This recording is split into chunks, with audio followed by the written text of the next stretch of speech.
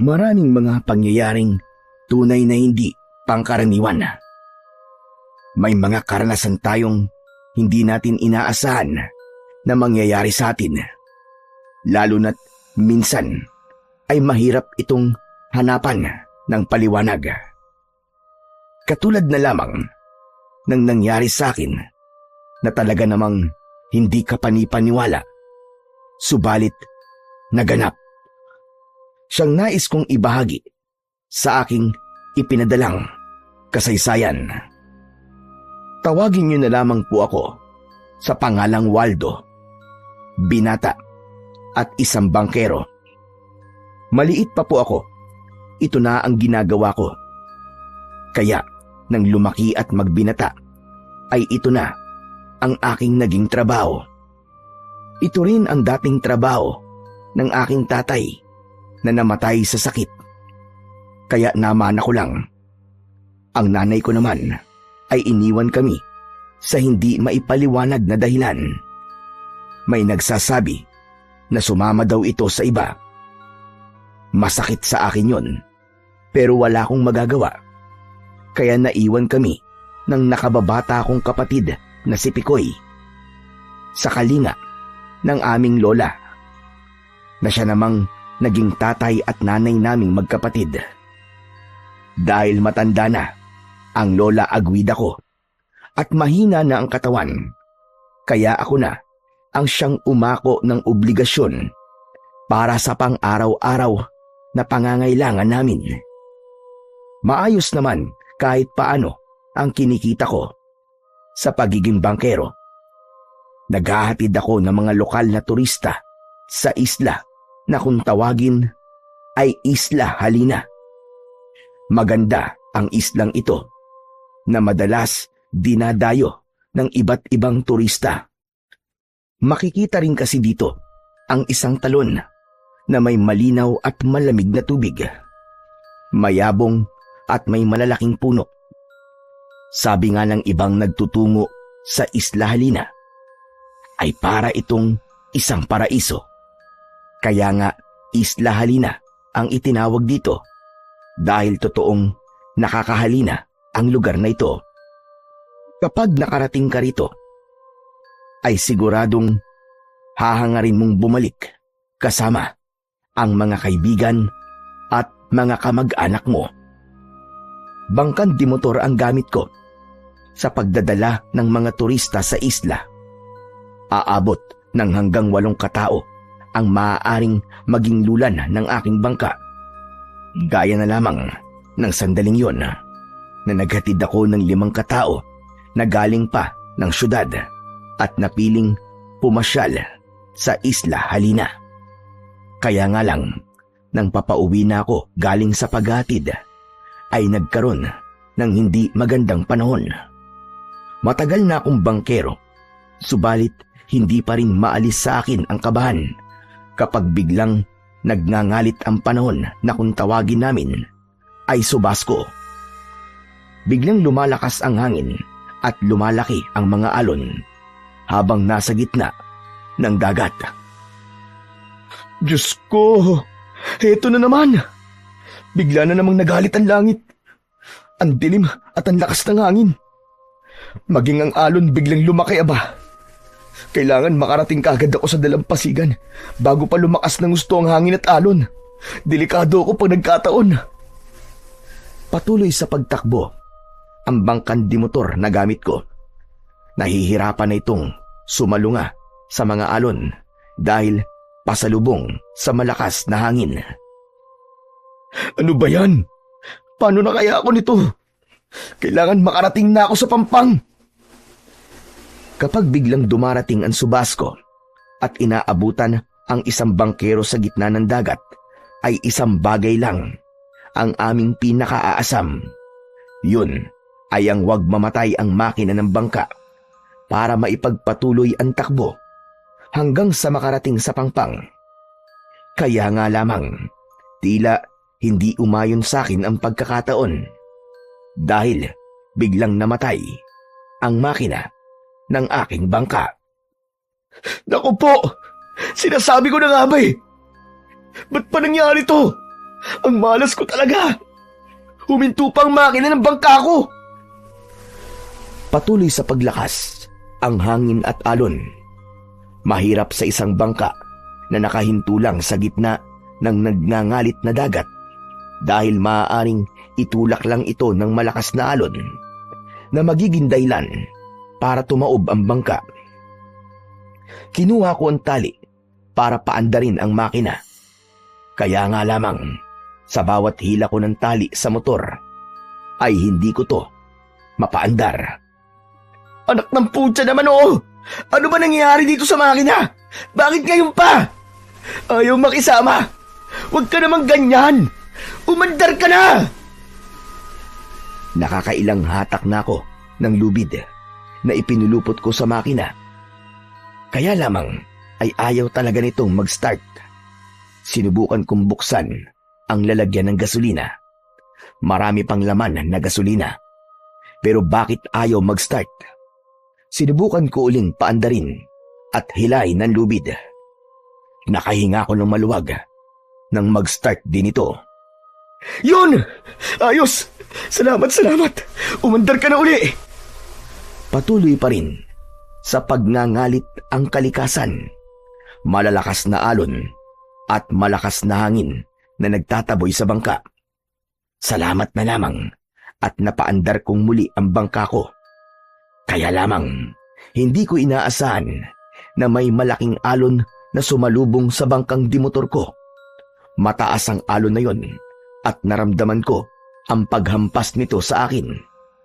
Kasabay ang muling pagkamatay ng makina ng bangka. Nawalan ako ng balanse at naramdaman kong tumama ang ulo ko sa isang matigas na bagay hanggang sa nahulog ako sa tubig. Pagkatapos nun, ay wala na akong naalala pa. Nang magkamalay ako, ay nasa harap na ako ng mga pamilyar na mukha. Lola Aguida? Pikoy? Salamat naman at nagkamalay ka na, apo. Buti naman, kuya, at buhay ka pa. Bakit? Ano ba nangyari? Wala ka bang matandaan, apo? Aray, meron po, Lola. May naalala po ako.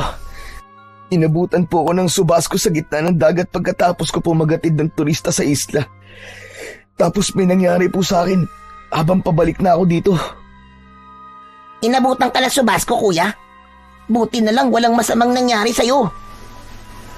Yung bangkad de motor na gamit mo, maayos naman. Walang pinsala. Kung ganun, sa inyo po ako natagpuan, Lola. May kapwa ka bangkero na nakakita sa'yo.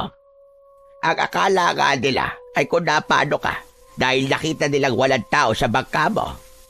Pero nang lumapit sila, abay naroon ka pala sa loob at walang balay. Ano? Nasa loob po ako ng bangka. Sakay po ako. Oo, Kuya Waldo. Yun nga lang, wala kang malay. Kaya naman, hinila nila ang bangka mo. Tapos, pinagtulungan kang buhatin para dalhin dito sa bahay natin. Talaga bang nasa loob ako ng bangka? Nung nakita nila ako?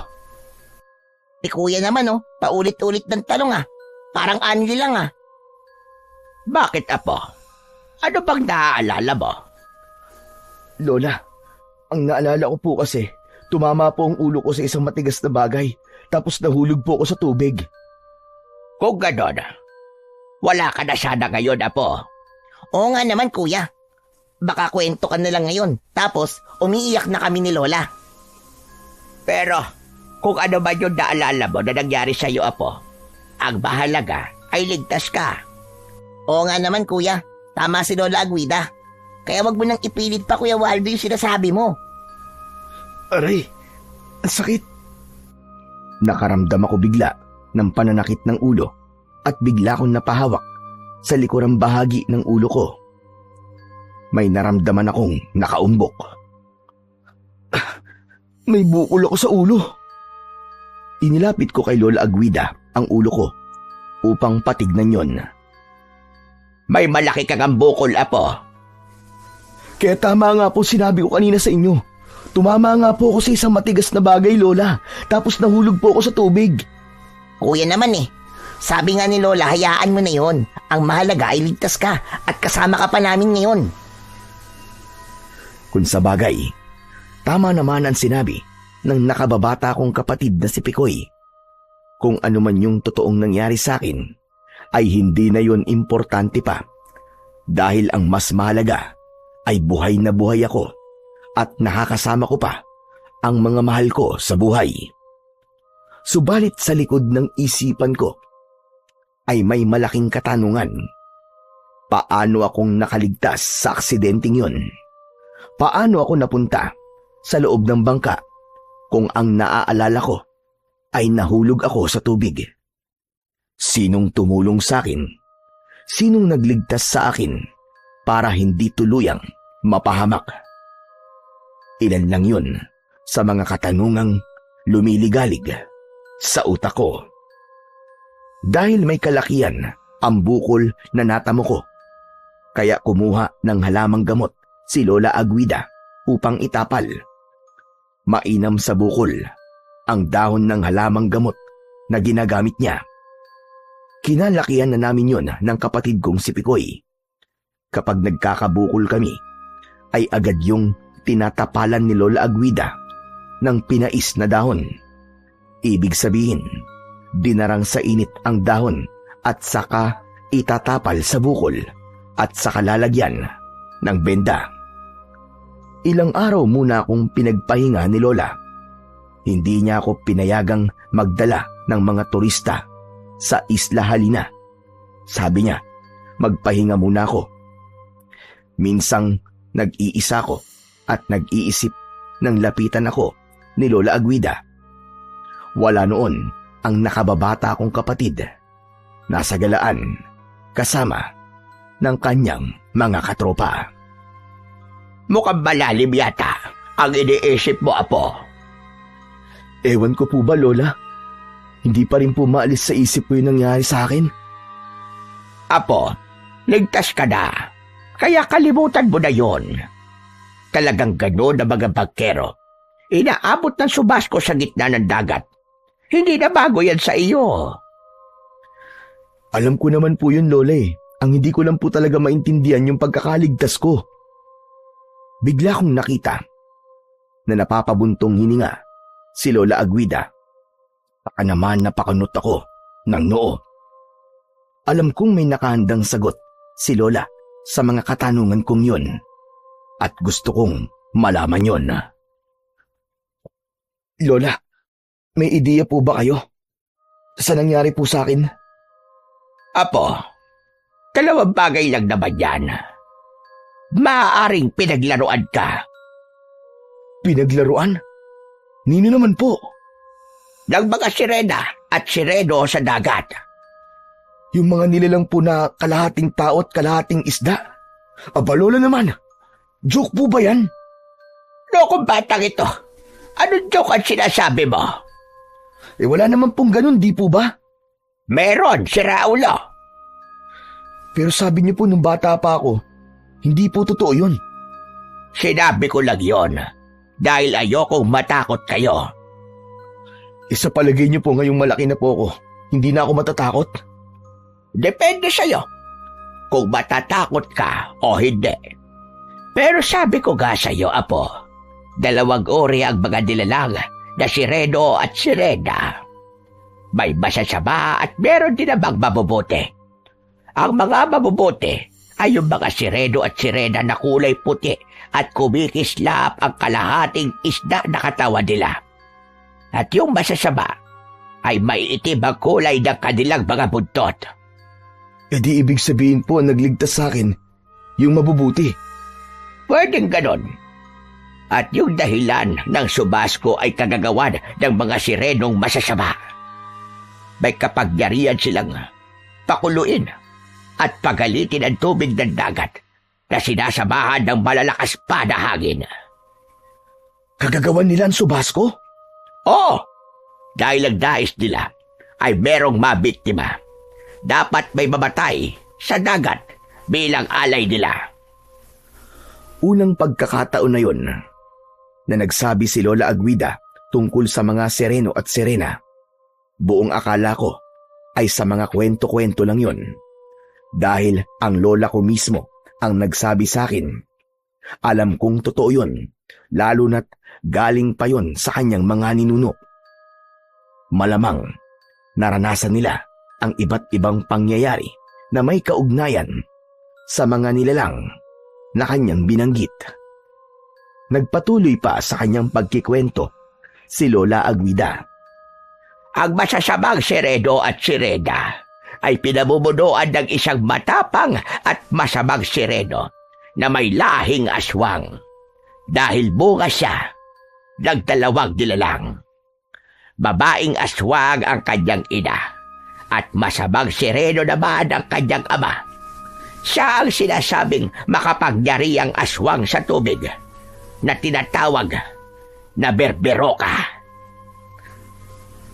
Ano po? Berberoka? Oo, apo. Berberoka. Isang uri ng halimaw na naninirahan sa tubig at may kakayahang magpalit ng anyo at maging tao. Gaya po ng sinabi niyo, Lola Aguida. Posibleng siya ang may kinalaman sa biglang pagngangalit ng alon at malakas na hangin. Oo, tama ka. Ginagamit niya ang kalikasan para sa kanyang masamang plano. Nakakatakot naman pala siya. Ang mahirap ay kapag umibig ang nilalang na Berberoka. Dahil gagawin niya ang lahat para makuha ang babaeng kanyang matitipuhan. Hindi siya handang mabigo. Ba't alam niyo po tungkol sa mga bagay na yan, Lola Aguida? Ikinuwento sa akin ng mga ninuno ko. Dahil sila mismo ay nakasaksi ng mga kakatuwang pangyayari. Kaya nga apo, dapat palagi kang mag-iingat. Dahil ang mga hindi pagkaraniwang nilalang ay lagi lamang dariyan at nakabasid sa mga tao. Naghihintay ng tamang pagkakataon para umatake. Pero Lola, ano po magiging laban ng mga tao sa mga kagaya po nila? Kaya nga dariyan ang mga mabubuting Sereno at Sirena. Sila ang bumabalanse ng mga nangyayari. Sila ang kakampi ng mga tao. Kaya sila ang dapat nating makita at maging kaibigan. Sapagkat sila ang tagi nating pag-asa laban sa mga masasamang nilalang na naninirahan sa ilalim ng tubig, sa dagat man o sa ilog. Magkarugtong ang ilog at dagat, kaya pareho silang matatagpuan sa kahit na anong anyong tubig.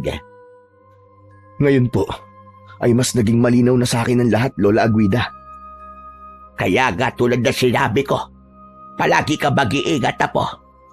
Lalo na kapag nagdadala ka ng mga turista sa Isla Halida. Kadalasan ng mga turista ang unang nagiging biktima ng masasamang nilalang mula sa ilalim ng tubig. Pagkatapos ng mga sinabing yun sa akin ni Lola Aguida, ay nakaramdam ako ng pagkabahala, lalo na't walang nakakaalam kung paano at kailan biglang gagawa ng hindi maganda ang mga masasamang nilalang.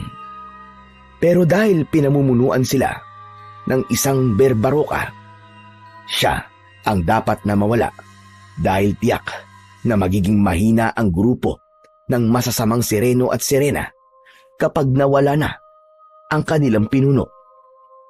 Kaya lamang, sino ba ako para harapin ang Berberoka? Gayong isang simpleng bangkero lamang ako. Sana nga lang ay may dumating sa lugar namin na nilalang na tutulong at magiging manunugis laban sa mga halimaw na aswang na naninirahan sa ilalim ng tubig. Nang sumunod na araw ay naging maayos na ang pakiramdam ko. Kaya pumayag na rin si Lola Aguida para bumalik ako sa pagiging bangkero. Binisita ko ang aking bangka. Muli kong naalala yung sandaling inabutan ako ng subasko sa gitna ng dagat. Salamat na lamang at walang anumang nasira. Kung nagkataon ay magagastusan pa ako, samantalang ilang araw din akong walang kita. Kuya, pwede ka na uling magdala ng turista sa isla? Oo, Pikoy, kailangan eh. Kundi baka wala rin tayong makain. Ngayon na ba, kuya? Oo, pumayag na si Lola Aguida eh. Ay, siya nga pala, kuya. Ano ba yung pinag-usapan nyo kagabi ni Lola? May mga narinig kasi ako kaya lang hindi malinaw. Para bang tungkol sa Sireno at Sirena? Wala yun, Pikoy. May ikinuwento lang sa akin si Lola. Ang daya naman ni Lola. Magkikwento lang din. Hindi pa ako inintay. Sana napakinggan ko rin yung mga kwento niya. Ikaw kasi layas ka ng layas eh. Kaya hindi mo tuloy napakinggan ang mga kwento niya. Itatanong ko na lang sa kanya. Kala mo ha? Yun na ikong ikikwento niya uli. Alam mo naman si Lola Aguida, di ba? Parang panahon yan. Weather lang kung maisipang magkwento. Yun na nga eh. Kaya swerte mo, kuya. Dahil maayos ang timplada ni Lola na magkasama kayo kagabi. Dahil nagkikwento siya sa'yo. Sana, shiner mo naman sa akin. Hayaan mo. Kapag nagkaroon ako ng oras, ikikwento ko rin sa'yo. Promise yan, kuya. Oo, promise. Mamatay ka man. Hala, grabe ka naman, kuya. Bakit ako mamamatay? Ay, sorry, hindi pala. Mamatay man lahat ng masasamang Sireno at Sirena sa ilalim ng dagat. Ano, kuya? Hala, siguro ang ganda ng ikinento sa'yo ni Lola, no? Paborito ko pa naman ang mga kwentong Sirena, pati sa mga aswang at saka mga manananggal. Talaga lang ha? Hindi ka natatakot sa kanila? Siyempre hindi. Atapang-atao yata ako, hindi ako atakbo. Aputol kamay, hindi atakbo. Aputol ulo, hindi atakbo. Aputol atutot, atakbo atulin. Si kuya talaga pang-asar eh. Basta kuya, hindi ako matatakot kahit ano pang kwento tungkol sa mga maligno at aswang. Ang tapang naman ng kapatid ko, grabe. Hala, naku po. Bakit kuya? Bakit ganyan ang pagkakatitig mo sa akin? Naku po, Pikoy. Huwag kang gagalaw ha. Bakit kuya? Ano bang meron? Nasa likod mo. Huwag kang gagalaw. Oo, hindi ako gagalaw. Ano ba yun? Ano ba nakikita mo, kuya? Ayun na siya! Yuko! Ah! Oh, yan ha. Yan ba yung matapang na sinasabi mo? Nagsisisigaw ka kagad sa takot? Nakaka-bad trip ka naman, kuya eh. Pinagtripan mo ako eh. Akala ko kung ano na. Prank lang pala. Sinusubukan ko lang naman kung talagang matapang ka nga. Kaya lang, bagsak ka sa test ko. Matatakotin ka pala, Pikoy. Tinakot mo kasi ako eh. Akala ko kung ano na eh. Buti pa, umuwi ka na lang muna. Samahan mo na lang dun si Lola Aguida sa bahay. Kuya naman eh. Sabi ko nga sasama ako sa iyo sa paghatid ng turista sa isla eh. Saka okay lang si Lola sa bahay. Wala namang mangre-rape kay Lola eh. Loko ka talaga. Ay nako. Sige na nga. Kalagin mo na sa pagkakatali yung lubid nitong bangka para makaalis na tayo. Bilis! Sinunod ni Pikoy ang iniutos ko para kalagin sa pagkakatali ang bangka. Kailangan na naming magtungo sa lugar kung saan nag-aabang ang mga pasaherong turista papunta sa Isla Halina. Nang makasakay na si Pikoy, ay pinaandar ko na ang makina. Salamat na lamang at hindi ito nagloko. Nang makarating kami sa lugar na hintayan ng mga turistang pupunta sa isla, ay may ilang bangkang dimotor na nakapila. Pagkatapos kong sumenyas sa nag-aasikaso ng mga pumipilang bangka, nag-abang na kami sa dalampasigan para maghintay ng magiging pasahero.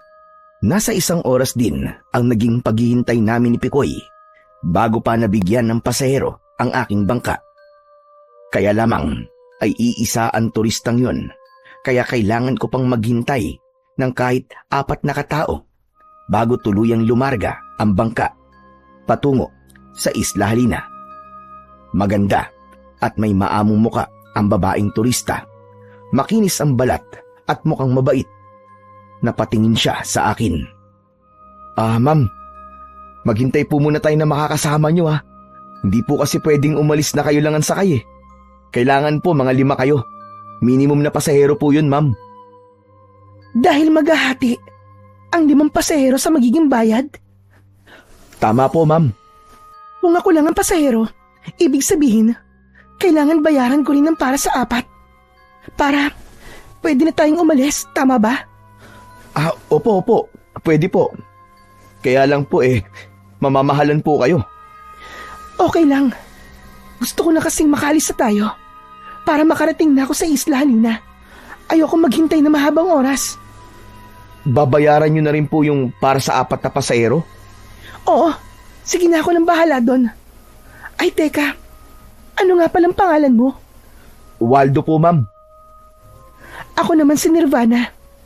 Sige na Waldo, start mo na ang makina nitong bangka para makaalis na tayo. Tinawag ko na si Pikoy na naglalaro sa dalampasigan. Nagmamadali naman siyang lumapit sa akin. Tara Pikoy, sumakay ka na. Aalis na tayo, kuya? Oo, inarkilan na ni Ma'am Nirvana tong bangka natin para makaalis na kagad tayo. Naku, maraming salamat po, Ma'am Nirvana. Hindi na kami maghihintay na matagal ni Kuya Waldo. Wala yun, boy. Saka, naiinip na rin kasi ako eh. Gusto ko na makarating sa isla. Bakit, ma'am? First time niyo po ba? Oo, marami kasi nagsasabi na maganda daw ang isla na yun. Kaya gusto kong makita ng personal. Para hindi lang sa kwento. Nai-excite kasi ako masyado. Totoo po yun, ma'am. Maganda po talaga ang isla. Kaya nga po maraming mga turista ang pabalik-balik doon. Habang nakikipagkwentuhan si Pikoy kay Ma'am Nirvana, ay pinaandar ko na ang motor ng bangka. Patuloy namang nakikisama ang makina, kaya hindi ako nahirapang i-start yun. Saglit pa, ay pinaabante ko na ang bangka. Ayan, umaandar na tayo, Ma'am Nirvana. Ilang minuto ba hanggang sa isla? Siguro mga 20 minutos lang, ma'am. Naroon na po tayo. Saglit lang pala. Opo, ma'am. Kaya hindi po kayo maiinip. Habang tumatakbo ang bangkang dimotor, ay hindi maiwasang napatingin ako kay Nirvana. Lalo siyang gumaganda sa paningin ko habang tinititigan ko siya. Buti na lamang at malayo ang kanyang tingin. Kaya hindi niya napapansin ang pagkakatitig ko sa kanya. Kaya lamang, kanina pa pala ko pinagmamasdan ni Pikoy. Bagya siyang lumapit sa akin at may ibinulong. Hoy, Kuya Waldo, baka mamaya matunaw si Ma'am Nirvana. Kanina ka pa kasi nakatitig sa kanya eh. Hindi ah. Kuya, kanina pa kita pinagmamasdan. Ang ganda niya, di ba? Oo, Pikoy, tama ka. Tititigan ko ba siya kung di siya maganda? Napansin ni Nirvana ang pagbubulungan namin ng nakababata kong kapatid. Napakunot ang noo ng dalaga at nagtanong. May problema ba? Ako ba ang pinag-uusapan niyo, Waldo? Naku, hindi po, ma'am. May tinatanong lang po sa akin tong makulit kong kapatid. Baka naman, pwede niyo akong isali sa pinag-uusapan yung dalawa. Nakakahiya naman po, ma'am. Saka, kung ano-ano lang po yung pinag-uusapan namin eh. Pasensya na po kayo sa aming dalawa, ma'am ha. Naku, Waldo, wag mo na nga akong pinupo at nakakatanda. Nirvana na lang ang tawag mo sa akin. Sige. Kung yun ang gusto mo, ma'am. Eh di kung ganon, pwede ko din kayong tawaging Ate Nirvana. Oo naman. Mas gusto ko yun kaysa sa ma'am. Saka hindi naman ako teacher eh. Hey, Ate Nirvana, malapit na po tayo sa isla. Wow! Mukhang maganda nga siya. Natatanaw ko na. Saglit pa ay dumaong na sa dalampasigan ng isla ang bangka namin. Naunang bumaba si Pikoy. Nang tumayo na si Nirvana para bumaba, ay inalalayan ko siya hanggang sa makababa ng bangka. Aalis na ba kayo? Babalik na ba kayo sa pinanggalingan natin kanina? Opo. Oo. Pero maghihintay kami saglit ng turistang galing dito sa isla na babalik na sa kabila. Pwede bang hintayin nyo na lang ako? Hindi naman ako magtatagal dito sa isla eh. Siguro iikot lang ako saglit at babalik na rin. Gusto kong sa bangka mo na rin ulit ako sumakay pabalik, Waldo. Pero, Nirvana, Huwag kang mag-alala. Babayaran ko ng buo yung paghatid niyo sa akin dito sa isla. Maging yung pagbalik ko. Gusto ko lang kasi na kapag tapos na akong gumala dito sa isla, ay may masasakyan din kagad ako pabalik at hindi na maghihintay pa. Sige ho. Ay, sige po. Ay, sige. Ikaw ang bahala. Sasabihin ko na lang sa ibang kasama ko na inarkilan niyo tong aking bangka. Yan. Sige Waldo, basta wag kayong aalis dito ha. Hintayin niyo ako. Dahil yun ang napagkasunduan namin ni Nirvana, kaya pumayag na rin ako. Pabor sa akin yun. Siguradong may pasahero ako pabalik. Total, hihintayin niyo na rin lang naman ako. Meron sana akong pakiusap sa inyo, Waldo. Ano yun, Nirvana? Kung samahan niyo na rin kaya ako, para naman meron akong kausap habang naglalakad at iniikot itong bawat sulok ng isla. Nako, nakakahiya naman. Ano bang nakakahiya doon? Ako na nga nagiya para samahan ako. Kuya Waldo, pumayag ka na. Huwag ka ng QC. Kanina lang, panay ang tingin mo kay Ate Nirvana eh. Ha? Totoo ba yun, Pikoy? Kanina tinititigan ako ng kuya mo. Naku po. At nabuking pa nga. Ikaw talaga, Pikoy. Kung ano sinasabi mo. Nakakahiya naman kay Nirvana oh. Nirvana, wag ka maniwala dito sa makulit na to. Gumagawa lang ng kwento yan eh. Kuya naman, walang masama kung nahuli kita kanina na nakatitig kay Ate Nirvana. Sa sobrang ganda ba naman niya, kahit sinong lalaki, mapapatitig talaga sa kanya. Parang ang manika ang mukha niya oh. Parang isang anghel. Bolero ka pala, Pikoy ha? Ate Nirvana, hindi po yung pambobola. Totoo pong maganda kayo, Pexman. Kahit matepok pa po ako, hindi po ako nagsisinungaling. Dahil sa mga sinabi ni Pikoy, nakaramdam ako ng hiya kay Nirvana. Pakiwari ko'y nangapal pa ang mukha ko at namula yun. Ibang klase talaga ang kapatid ko. Hindi lang ako inilaglag, kundi gusto pa kong ipahiya. Pikoy, tama na yung katabilan mo ha. Nakakahiya ka na kay Nirvana. Okay lang, Waldo. Naiintindihan ko ang batang kagaya ni Pikoy. O tara, buti pa. Simulan na natin ang paglalakad. Gusto kong makita ang kabuuan nitong isla. Gaya ng pakiusap ko sa iyo, Waldo. Sasamahan mo ko, ha? Oo, Nirvana. Basta ikaw. Ayos! Kuya, gusto bang iwan ko kayo? Lalayo muna ako sa inyo. O kaya, maiwan na lang ako dito sa bangka. Total, nakita ko naman ang bawat sulok nitong isla. Kaya hindi na ako sasama. Hindi ako umimik sa mungkahi ni Pikoy. Pero, nang magsimula kami maglakad ni Nirvana, ay hindi nga sumama sa amin ang kapatid ko, kundi nagpaiwan lamang siya sa bangka.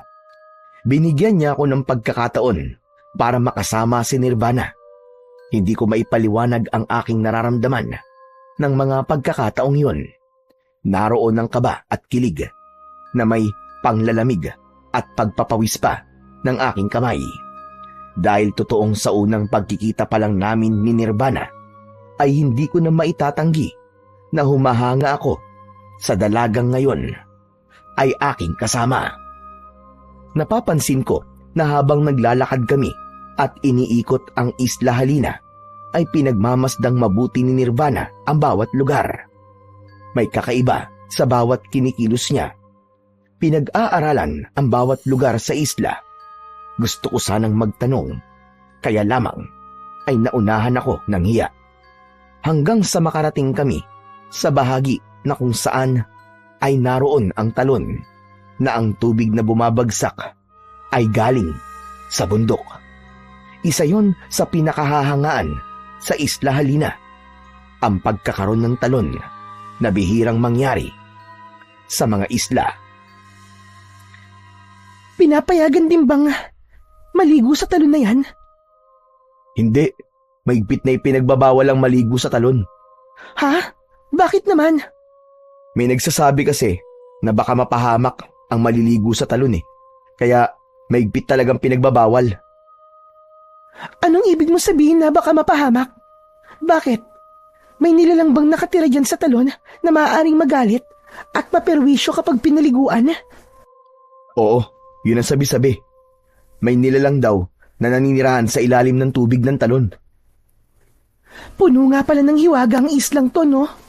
Lalo na ang talon na yan. Kakaunti lang ang mga taong naroon sa may talon. Habang nag-uusap kami ni Nirvana, ay biglang tila may kung anong bumagsak sa tubig na hindi namin napansin. Sa lakas ng bagsak ay tumilamsik ang tubig at bahagya kaming nabasa. Kasunod nun ay tila may ipo-ipo na biglang lumitaw sa tubig. Halika na, Nirvana. Lumayo na tayo dito sa talon. Bakit, Waldo? Ano ba nangyayari? Mas maiging sumunod ka na lang sa akin. Delikado. Baka mapahamak tayo. Tila ayaw pa sanang lumayo ni Nirvana sa tubig, malapit sa talon. Pero bigla kong hinawakan ang kanyang braso at hinila siya. Dahil sa pagkakabigla niya at kawalan ko naman ng panimbang, ay kapwa kami nabuwal at napaupo. Bakit hinila mo ko, Waldo? Naku, pasensya ka na, Ma'am Esther Nirvana. Kailangan ko lang talagang gawin yun eh. Bakit nga? Nagulat tuloy ako sa ginawa mo. Para rin sa iyong kaligtasan yun. Ayoko lang na mapahama ka. May nangyaring kakaiba kanina sa tubig. Parang ipo-ipo sa tubig. Tama ka. At baka bigla pan lumaki at higupin tayo. Mukhang marami kang nalalaman tungkol dito sa isla. Ang totoo ay wala pa talaga akong nararanasang hindi pangkaraniwan. Kundi naririnig ko lamang yun. Pero mas pinili kong protektahan ka na lang. Siguro, walang promotekta sa kanya. Kaya nangyari ang bagay na yun. Ha? Anong ibig mong sabihin, Nirvana? Kaninong walang promotekta? Wala. Kalimutan mo na yung narinig mong sinabi ko. Halika na. Umalis na tayo rito sa talon. Nauna nang lumakad palayo ng talon, si Nirvana at sumunod ako. Nang makalayo na kami sa talon, ay may narinig akong kakaibang ingay galing sa tubig na parabang may mga nagtatampisaw. Napalingon ako, subalit wala namang kakaiba sa tubig.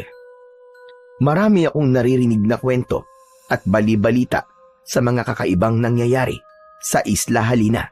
Subalit mahirap paniwalaan ang mga kwento-kwento lamang. Nagmamadali na akong naglakad upang sundan si Nirvana. Pabalik na siya sa bangkang iniwan namin kanina. Uy, tapos na kayo mamasyal, Ate Nirvana? Oo, Pikoy. Aalis na ba tayo? Babalik na ba tayo sa pinanggalingan natin? Oo. Sigurado ka, Nirvana? Hindi pa tayo natatagalan dito sa isla. Ayos na yun. Gusto kong bumalik na tayo. Wala akong magagawa kung yun ang desisyon ni Nirvana. Bangkero ako at arkilado niya ang bangka, kaya siya ang masusunod. Pikoy, tara. Alalayan mo ng Ate Nirvana mo para makasakay na siya sa bangka. Oo, Kuya Waldo. Iniabot ni Pikoy ang kanyang kamay sa dalaga upang makasakay na ito. Inihanda ko naman ang motor para paandarin na yon. Hindi pa rin ako binibigo ng makina dahil sa isang baltak ko lang gamit ang lubid upang paandarin ito ay agad itong nag-start. Kaya walang naging problema. Habang tumatakbo ang bangka papalayo sa isla, ay nakatuon ang pansin ni Nirvana sa isla. May mahigpit na dahilan kung bakit niya binisita ang isla. Yun ang nasa isip ko. Bagamat naroon ang pagtataka ko, ay nahihiya naman akong mag-usisa sa kanya. Ayokong lumabas, napakialamero ko, kaya pinilit kong manahimik na lamang. Subalit hindi ko inaasahan ang kanyang sasabihin habang papalayo kami sa isla. Babalikan ko ang islang yan, Waldo. Marami na pong nagsabi ng ganyan na nagpunta sa Isla Halina. Ate Nirvana, kapag nagbalik kayo, kami uli ni Kuya Waldo ang arkilahin nyo, ha? Oo naman, Pikoy. Huwag ka mag-alala. Dahil kayo talaga nga hanapin ko kapag nagbalik ako rito. Pagbalik mo ba rito, may kasama ka na? Wala. Ako lang uli. Bakit hindi mo nalang sinulit yung pamamalagi mo kanina sa isla? Nagmamadali ka pang umalis. May mga kailangan rin kasi akong asikasuhin at kailangan ko makabalik kagad sa syudad. Pero sa susunod kong pagbabalik, ay titiyakin kong hindi na ako nagmamadali. Ayos naman pala eh. Mukhang may mahalaga kang sadya sa isla, Halina, kaya gusto mong bumalik. Hindi agad nakasagot si Nirvana, kundi isang malalim na buntong hininga ang kanyang pinakawalan. Hindi yun lingid sa akin. Nakita ko rin sa mga mata niya ang kalungkutan. Pasensya ka na, Nirvana. Hindi ko inaasahan na malulungkot ka pala sa tanong ko. Okay lang, Waldo. Saka tama ka naman eh. May importanteng bagay. Bakit ko sinadyang malaman at makita ang Isla Halina? Kung ano man yun, sorry, hindi ko masasabi sa'yo. Ayos lang. Karapatan mo yun. Sorry din kung masyado ako nagiging matanong, ha. Isang ngiti lang ang naging tugon sa akin ni Nirvana. Napansin ko na lalo siyang gumanda sa kanyang pagkakangiti. Parang biglang tumalon ang puso ko. Sa pagkakatitig ko kay Nirvana, lalo ko lang napatunayan na talagang maganda nga siya. Kaya masaya ko sa sinabi niya kanina na babalik siya sa Isla Halina at ang bangka ko pa rin ang gusto niyang arkilahin. Kaya magkikita kami uli. Yun ang tumatak sa isip ko. Minsan pa ay masisilayan kong muli ang kanyang kagandahan. Nagpatuloy ang aming biyahe patungo sa baryo na pinanggalingan namin. Buong akala ko ay magiging maayos na ang paglalakbay namin dahil wala namang problema sa motor ng aking bangka. Maayos ang makina at madaling paandarin. Kaya lamang, nang nasa pinakagitna na kami ng dagat, ay nakapagtataka na biglang nagloko ang motor. Kaya huminto sa gitna ng dagat ang bangka. Ano nangyari, Waldo? Bakit biglang huminto ang makina? Hindi ko rin alam eh. Baka may naging problema. Pambihira naman oo. Wala sa ayos ang makina nitong bangka, Kuya Waldo. Talagang dito pa sa gitna ng dagat tumirik tong bangka mo. Ikaw yata ang dahilang, Pikoy eh. May balat ka yata sa puwit eh. Nako, kaya naman pala. Patingin nga ako ng balat na sinasabi ng kuya mo, Pikoy. Namula ang muka ng kapatid ko. Wari na pahiya kay Nirvana kahit pagbibiro lang naman yun. Si Kuya Waldo talaga oh. Ang sama nito. Nakakahiya naman kay Ate Nirvana. Nagjo-joke lang naman ang kuya mo. Waldo, kumusta na? Okay na ba? Aandar na ba uli ang makina? Teka, inaalam ko pa, Nirvana. Wala naman akong makitang problema sa makina. Full tank din ito at tiniyak ko yun bago kami umalis kanina. Pero bakit bigla na lang namatay ang makina at sa gitna pa talaga ng dagat? Bigla tuloy bumalik sa alaala ko nang minsang abutan ako ng subasko. Pero iba ng mga pagkakataong yun. Walang subasko, walang malakas na hangin, kundi payapa ang dagat. Kaya nga lang, bigla talagang namatay ang makina ng bangka.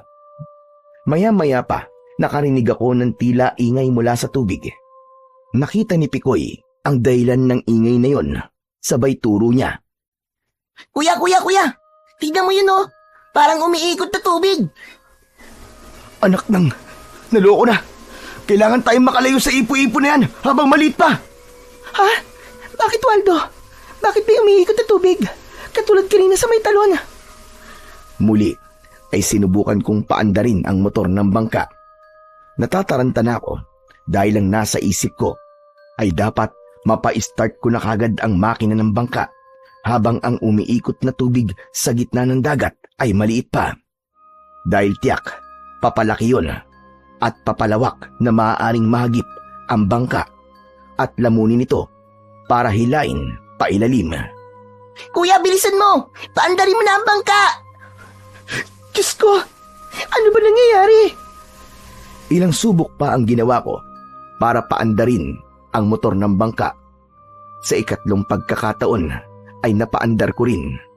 Kaya bagya akong nakahinga ng maluwag. Agad kong kinamig ang timon ng bangkang dimotor para lumayo at iwasan ang umiikot na tubig sa dagat. Nang ganap na kaming makalayo, ay tuluyan ng lumuwag ang pakiramdam ko. Alam ko na ligtas na kami. Habang papalayo kami sa lugar na iniwan namin, ay may natanaw akong tila nilalang na nakalutang sa tubig at nakatingin sa akin.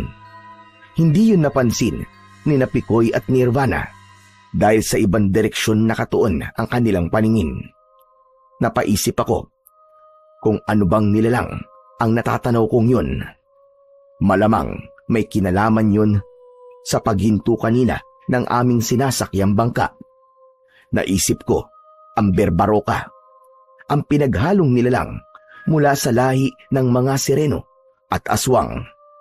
Malamang siya ang may kinalaman sa nangyari kanina sa amin sa gitna ng dagat, maging ang paglitaw ng ipo-ipo. Hindi kaya natipuhan ito si Nirvana at nais niyang makuha ang dalaga. Isa yon sa pumasok sa isip ko na aking ikinabahala. May kumurot sa dibdib ko tungkol sa bagay na yon. Mukhang hindi lang ako ang naakit kay Nirvana, kundi maging ang halimaw sa dagat. Waldo? Bakit? May problema ba? Anong nangyayari sa'yo? Ha? Wala. Wala, Nirvana. Ano kasi, may naisip lang ako. Okay na tayo, diba? Malayo na tayo dun sa umiikot na tubig. Oo, kaya wala na tayong dapat pang ikabahala. Ang galing mo talaga, Kuya Waldo. Buti na lang napaandar mo rin kagad yung motor, kundi baka kinain na tayo ng umiikot na tubig at nalunod na tayo. Pikoy, hahayaan ko bang mangyari sa atin yun? Siyempre hindi. Basta kasama niyo ako, hindi ko kayo pababayaan. Salamat, Waldo, ha? Parang lumundag ang puso ko nang magpasalamat na may kasamang matamis na ngiti si Nirvana. Lalo lang nadagdagan ang paghanga ko sa kanya. Kaya lamang ang isipin na siya man ay kursunada ng halimaw sa dagat, yun ang nagbigay sa akin ng pag-aalala. Dahil hindi madaling maging karibal ang hindi pangkaraniwang nilalang. Nakakapagod man ang maghapong lumipas, ay hindi ko gaanong naramdaman yon dahil masaya ang puso ko na nakasama ang dalagang sa unang pagkakataon pa lamang ay bumihag na agad sa damdamin ko. Kaya ng mga sumunod na araw ay naging laman ng isipan ko si Nirvana. Napansin naman yon ni Lola Aguida. Pikoy, halika nga rito. Bilisan mo. Bakit po, Lola Aguida? Okay lang ba yung Kuya Waldo ba? Hayo na, tignan mo. Nakatingin sa malayo tapos ngumingiti. Aba, nagpunta lang kayo sa isla halina. Pag uwi nyo, parang natutulala na. At minsan naman, ngumingiti. Parang nasisiraan na yata ng ulo. Naku po, paktay na. Tinamaan po yan, Lola. Ano ka ba? Tinamaan ng ano? Nang palaso po ni Cupido. Lola, tiyak po ko. In love po yang si Kuya Waldo. Aba, kanino naman? Sa sirenang nakita nyo sa dagat? Lola naman hindi po. Kundi kay Ate Nirvana po, yung turista po na taga-syudad na naging pasahero po namin. Grabe, Lola, ang ganda niya po kasi Tapos, ang bait-bait pa po. Tignan mo nga naman. Umiibig na pala ang kuya mo. Akala ko hindi yan marunong magmahal. Tiyak, iniisip niya po ang pagkikita nila uli ni Ate Nirvana. Magkikita uli? Opo, Lola. Kasi nga po, babalik siya para muling magpunta po sa isla. Aba, bakit daw? May mahalagang bagay daw po siyang dapat alamin doon. Sa kampamis po niya, ay yung bangka uli ni kuya ang aarkilahin niya. Kaya pala ganyan ang nangyayari sa kuya mo ngayon. Malamang, tinamaan nga siya. Siya na lang ay walang masamang mangyari. Bakit po, Lola Aguida? Nasabi mo maganda yung Nirvana, hindi ba? Super ganda po, saka mabait pa. Natakot nga po siya dahil biglang huminto ang motor habang nasa gitna po kami ng dagat. Tapos, hindi naman po malaman ni Kuya Waldo kung bakit bigla pong huminto. Wala raw pong problema ang makina. Pero, buti na lang po na paandar din. Diyos ko, hindi magandang senyales yung nangyari yun sa inyo, Apo. May kinalaman yon sa mga masasamang nilalang na namamahay sa ilalim ng dagat. Ano po? Masamang nilalang, Lola Aguida? Oo, Apo. Kaya dapat mag-ingat si Nirvana kapag nagbalik siya sa Isla Halina. Dahil sa katabilan ni Picoy, ay inunahan niya na akong maikwento kay Lola Aguida ang tungkol kay Nirvana, maging ang iba pang pangyayari habang sakay kami ng bangka. Naintindihan naman ni Lola na normal lang sa akin ang humanga sa isang magandang dalaga. Kaya minsan ay kinausap niya ako. Isang seryosong usapan yon na hindi ko inaasahan. Apo, walang problema sa akin kung magmahal ka. Kaya labang, tiyak hindi yun magiging madali. Dahil nga isa kang bangkero, hindi maiiwasan na may magagalit sa iyo na mga nilalang na hindi mo pa nakikita. Parang alam ko na po ang tinutukoy niyo, Lola Aguida. May ideya ka na ba sa sinasabi ko? Ang halimaw sa dagat. Ang berbaroka na pinuno ng mga masasamang sireno at sirena. Tama ka. Gaya ng sinabi ko, isa siyang kakaibang sireno na may lahing aswang. Maaaring maging karibal mo siya sa dalagang turista na nakukursunadahan mo. Sa sinabing yon ni Lola Aguida, ay nagawa ko na ring ikwento sa kanya ang tungkol sa nakita ko sa dagat nang magkaroon ng ipo-ipo sa tubig. Tiniyak niya sa akin na posibleng berbaroka yon at maaaring malagay na rin sa panganib ang buhay namin ni Nirvana. Huwag kang mag-alala, Apo, dahil hindi rin ako papayag na mapahamak ka at gawa ng masama ng berbaroka. Pero paano po, Lola Aguida? Pangkaraniwang tao lang po ako. Oo, pero may iba pang paraan para makalaban ka ng parehas sa kanila. May dinukot sa kanyang suot na saya si Lola Aguida. Iniabot niya yun sa akin. Isang kwintas. Nakabibi yun. Kabibi? Para saan po to, Lola Aguida? Para sa iyong kaligtasan, Apo. Ang kwintas na kabibe ay may mutya na tutulong sa iyo. Kanino po ito galing? Sa isang mabuting sireno na naging kaibigan ng iyong lolo. Ibinigay niya yan sa akin at ipinatago. Minsan nang nailigtas dyan ang lolo mo na isang mangingisda. Ngayon, alam ko dapat kong ipasa yan sa'yo. Lalo na't madalas kang nasa dagat dahil sa pagiging bangkero mo. Yan ang magliligtas sa'yo kapag nalagay ka sa paganib. Kinuha ko ang kabibing kwintas na ibinigay sa akin ni Lola Aguida. Pinagmasdan kong maigi yun, subalit wala namang pagkakaiba sa pangkaraniwang kabibe. Isuot mo yan, Apo. Kailangan nasa katawan mo lagi yan. Lalo na kapag maghahatid ka ng mga turista sa Isla Halina. Pwede po bang ilagay ko na lang po sa bulsa ng pantalon ko? Mas mainam kung isusuot mo yan, Apo. Kung ilalagay mo lang sa bulsa, ay maaaring makalimutan mo pang dalhin. Kung suot mo yan, hindi mo makakalimutan. Kaya ang payo ko sa'yo, isuot mo palagi at gawing kwintas. Sinunod ko na lang ang pakiusap ni Lola Aguida. Hindi naman ganun kalaki ang kabibe na palawit ng kwintas, kaya okay lang na isuot ito. Pero itinago ko sa loob ng aking t-shirt para hindi rin ito maging agaw pansin. Basta tandaan mo, Apo. Ingatan mo ng buong pag-iingat ang kabibigyan dahil yan ang magliligtas sa'yo. Kaya wag na wag mong aalisin yan sa katawan mo. Pagkalipas ng 1 linggo, ay nagbalik nga si Nirvana. Agad niya akong hinanap at ipinagtanong-tanong sa mga kasama kong bangkero. Buti na lamang at naroon na ako ng mga sandaling yon. Salamat na lang at narito ka, Waldo. Oo naman. Sadyang inaabangan ko talaga ang pagbabalik mo, Nirvana. Oh, nasan si Pikoy?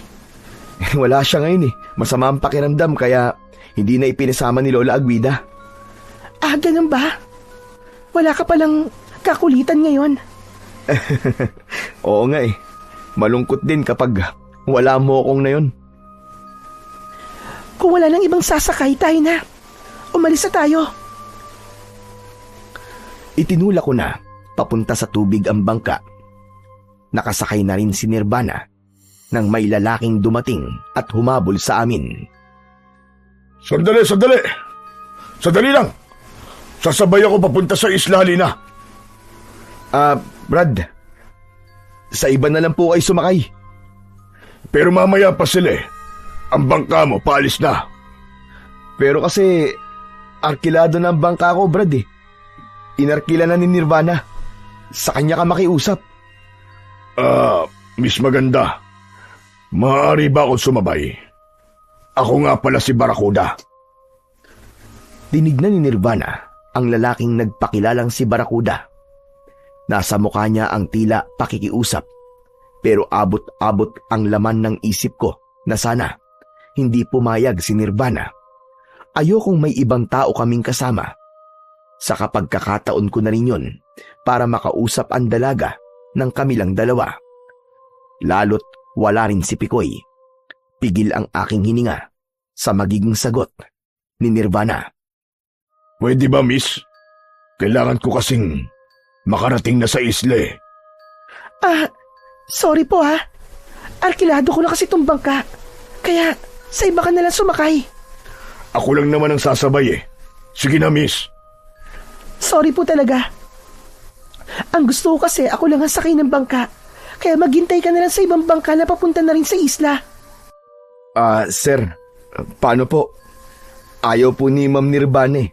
Kaya sumabay na lang po kayo sa ibang bangka. Papaalis na rin naman ang mga yan. Biglang nagbago ang reaksyon ng muka ng lalaking si Barracuda nang hindi pumayag si Nirvana sa pakiusap nito. Pero wala akong magagawa dahil yun ang desisyon ng aking pasahero. Kaya sumakay na rin ako ng bangka at sinimulan ko ng paandarin ang makina. Habang naglalakbay kami papunta sa Isla Halina, ay paminsan-minsan akong nagtatanong kay Nirvana ng ilang bagay tungkol sa kanya. May mga personal at tungkol sa trabaho niya sa syudad.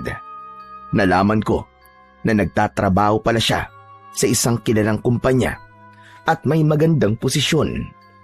Ulila na sa mga magulang at may isang kapatid. Kaya nga lang, hindi na raw niya ito ngayon kasama. Wala na siyang ibang sinabi pa. Ayaw ko rin namang magtanong pa ng iba pang personal na bagay tungkol sa kanya. Baka isipin niya pa na pakialamero na ako. Pero sa mga naging tanong ko, ay may sagot siya na talagang ikinatuwa ko. Yun ay kung dalaga pa ba siya o meron ng kasintahan. Wala pa raw siyang kasintahan at syempre, dalagang dalaga pa raw siya. Bagay na nagpalundag ng puso ko. Nang makarating na kami sa Isla Halina, ay pinili niyang mag-isa lang sa pag-iikot sa isla. Ayaw niya nang samahan ko siya. Siguro dahil kahit paano ay alam na niya ang mga lugar na maaaring puntahan. Naiwan ako sa bangka at doon ay naghintay na lamang ako ng kanyang pagbabalik. Mas matagal si Nirvana sa pag-iikot sa isla. Hindi gaya ng una niyang pagpunta roon.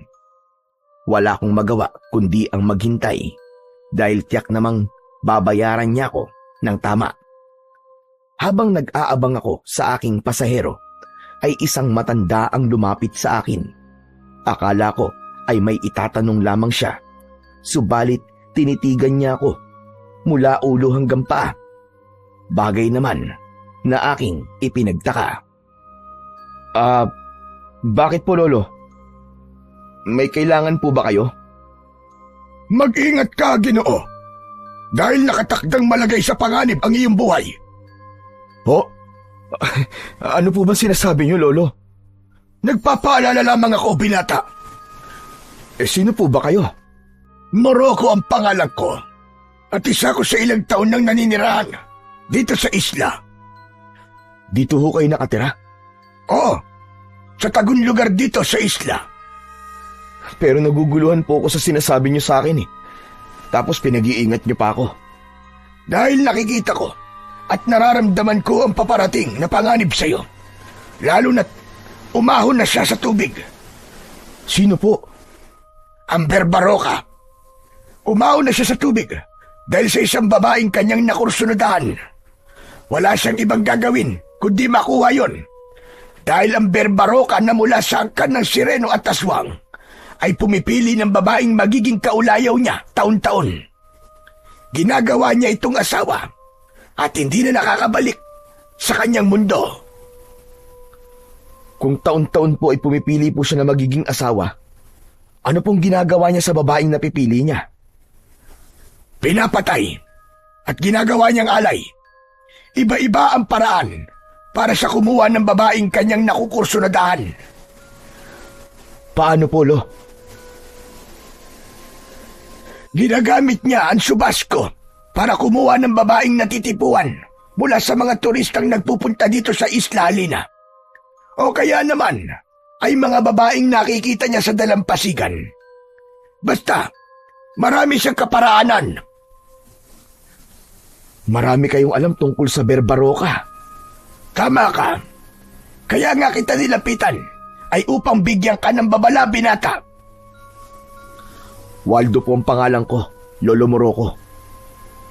Napatingin ang matandang lalaking kausap ko sa suot kong kwintas na hindi ko pala naitago sa loob ng aking suot na t-shirt. Ikaw nga. Ikaw na ngayon, binata. Ho? Ako po, Lolo Morocco? Ano po yun? Ikaw ang siyang itinadhana dahil nasa iyo ang mutya ng kabibe. Nasa iyo ang pag-asa at kaligtasan. Ang magiging tagapagligtas. Ang manunugis. Nangungulimbat. Teka, hindi ko po kayo maintindihan eh.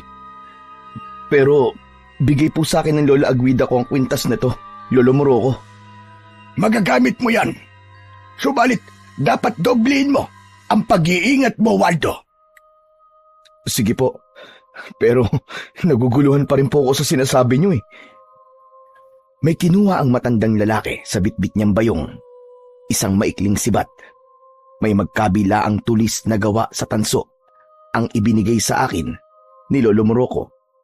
Sapat ang sibat para hawakan ng kamay. Ba't binigyan niyo po ako ng ganito? Dahil kailangan mo yan, Waldo. Saan ko naman po ito gagamitin? Sabi ko nga sa'yo, malalagay ang buhay mo sa panganib. Kaya dapat may sandata ka.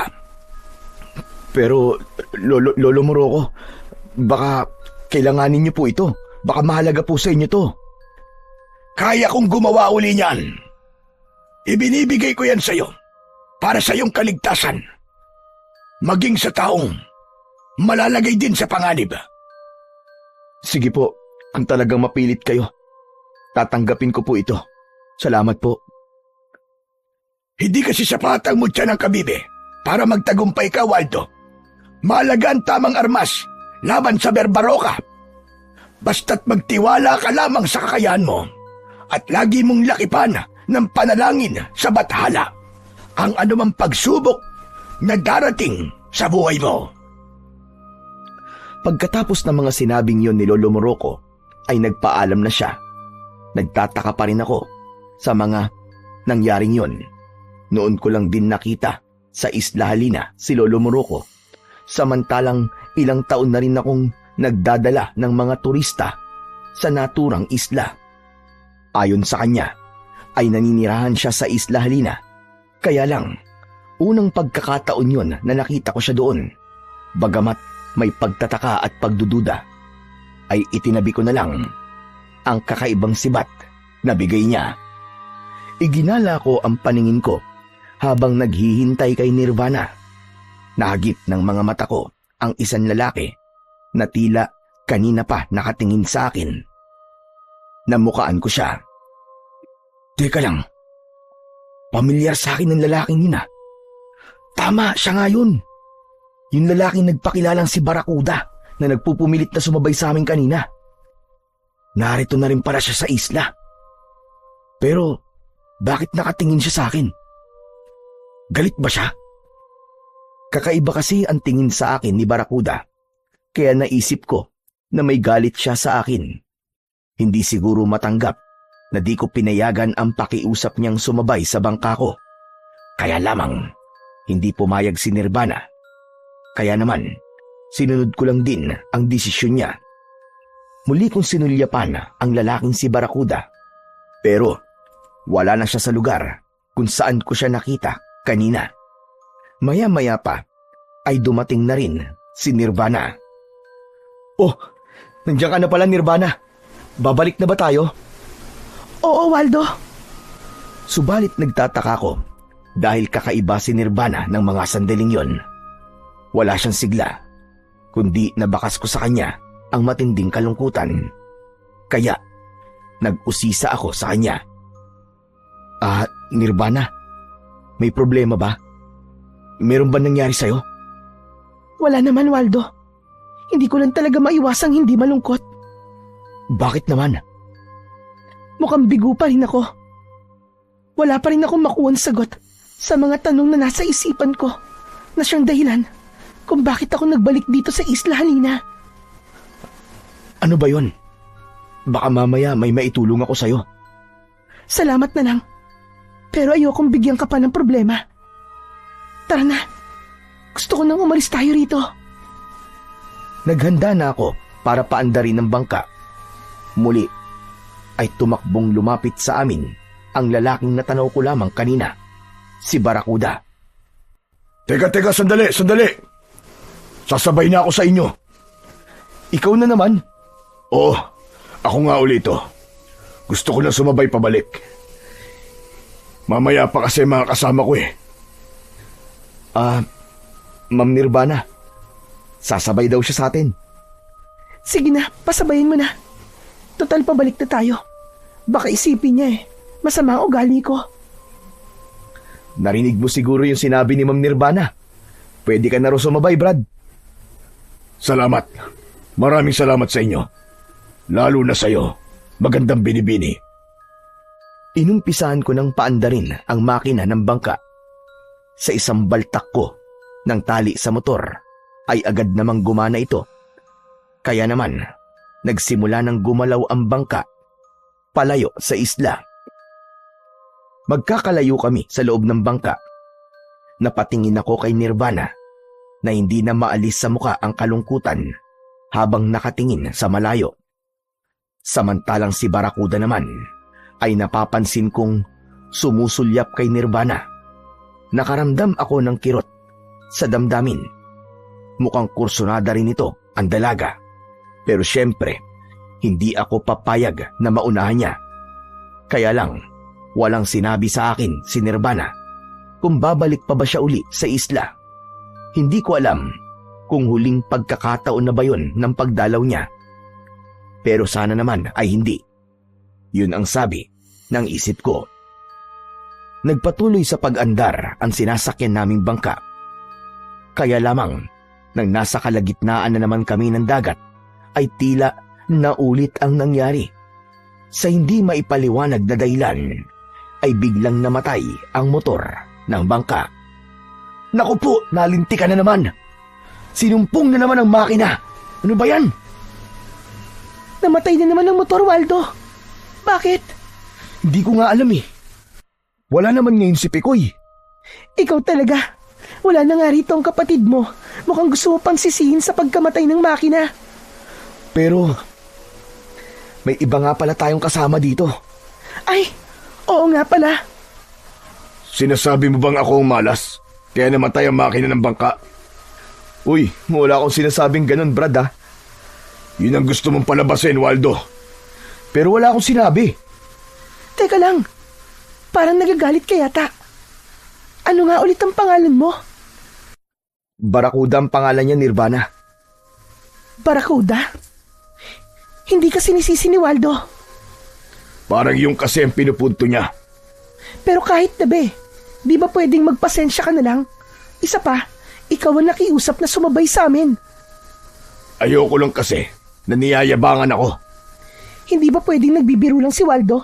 Masyado mo namang siniseryoso. Tumahimik na lamang ako, pero nakaramdam ako ng kasiyahan dahil ipinagtanggol ako ni Nirvana sa lalaking kasama namin sa bangka. Kaya, nag-focus na lang ako para paandarin uli ang motor ng bangka. Subalit, hirap akong mapaandar yon. Huwag mo nang pilitin paandarin yan. Dahil hindi naaandar yan. Mabibigo ka lang. Ano? Paano mo naman nasabi? Dahil ayoko. Ano ba sinasabi mo, Barakuda?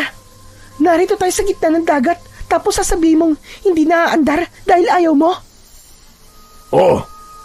Dahil hindi na kayo makakaalis dito. Lalong-lalo ka na, Nirvana. Teka nga, may kinalaman ka ba sa biglang paghinto ng motor nitong bangka? Oo. Dahil gusto kong makuha ka, Nirvana. Teka sandali. Ano ba sinasabi mo, Barakuda? Nasisiraan ka na ba ng ulo? Hindi.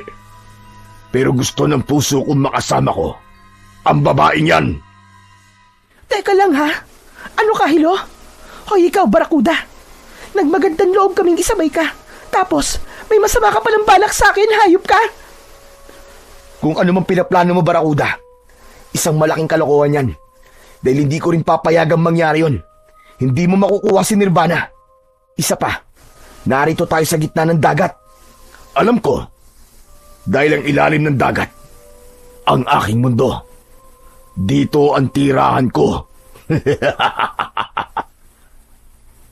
Kasabay ng mga halakhak ni Barakuda ay ang biglang pagkakaroon ng ipo-ipo sa tubig na malapit lang sa bangkang kinaroroonan namin.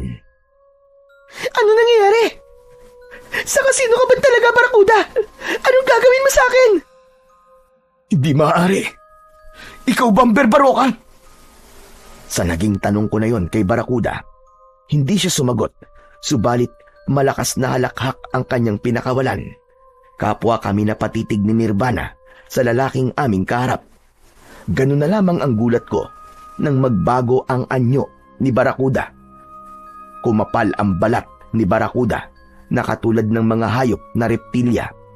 Ang muka ay naging kagaya ng sigbin na may matatalas na ngipin.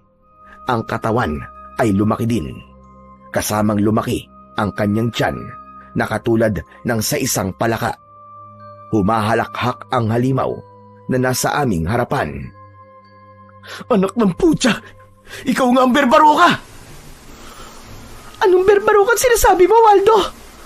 Siya ang pinuno ng mga masasamang sireno at sirena na naninirahan sa ilalim ng dagat. Ang berbarokan nasa harap natin ngayon ay mula sa pinagsamang lahi ng aswang at masamang sireno. Hindi ko na pala kailangang ipaalam sa inyo kung sino ako. Sapat na ang mga sinabi mo, Waldo. Kaya alam na rin ni Nirvana kung sino ako. Ngayon, Nirvana, wala ka na kawala.